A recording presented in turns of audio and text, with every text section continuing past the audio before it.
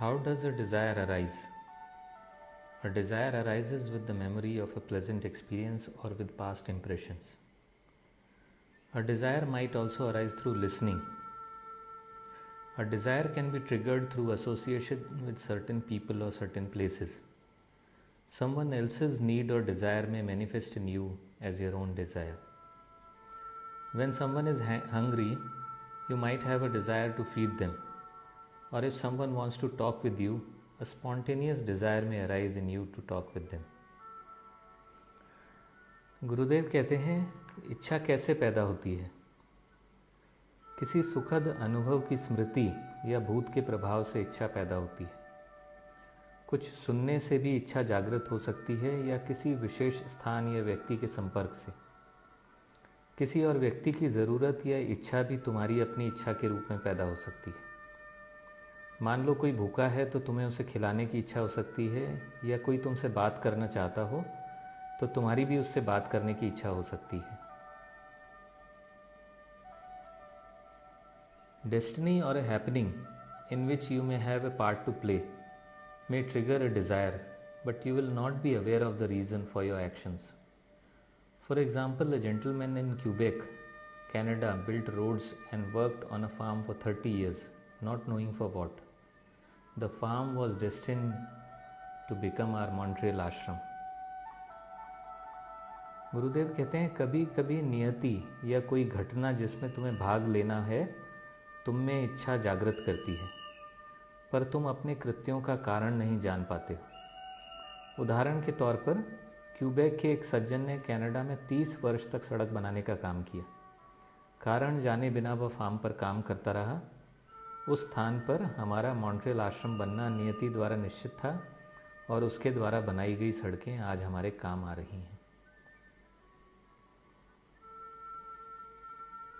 Desires arise on their own without asking you, and when they come, what do you do with them? If you say that you do not want any desires, then that want becomes another desire. गुरुदेव कहते हैं, इच्छाएं अपने आप उत्पन्न होती हैं, वे तुमसे पूछ कर नहीं आती। जब इच्छाएं उत्पन्न होती हैं तो तुम उनका क्या करते हो? यदि तुम सोचते हो कि तुम इच्छाहीन हो जाओ तो यह भी एक इच्छा ही है। Here is a clue for you. If you want to go to a movie, you have to buy a ticket, and this ticket must be given to the doorman. If you hold on to the ticket, how can you go in? Similarly, if you want to be admitted to a college, you must complete an application form and submit it. You cannot hold on to it. गुरुदेव कहते हैं, मैं एक उपाय बताता हूँ। Cinema देखने के लिए टिकट खरीदनी पड़ती है और वह टिकट प्रवेश द्वार पर देनी पड़ती है। यदि तुम उस टिकट को पकड़े रखोगे तो अंदर कैसे जाओगे? उसी प्रकार यदि तुम किसी कॉलेज में दाखिला लेना चाहते हो तो आवेदन पत्र की ज़रूरत है। उसे भरकर जमा करना पड़ता है, तुम उसे पकड़कर नहीं रख सकते। Likewise, on the journey of life, you have to keep submitting your desires and not hold on to them. As you keep submitting your desires, fewer desires arise. इसी प्रकार जीवन यात्रा में भी अपनी इच्छाओं को पकड़कर मत रखो, उन्हें समर्पित करते चले जाओ। जैसे जैसे समर्पण करते जाओगे, इच्छाएं भी कम उत्पन्न होंगी। And Gurudev says, unfortunate are those who keep on desiring, yet their desires are not fulfilled.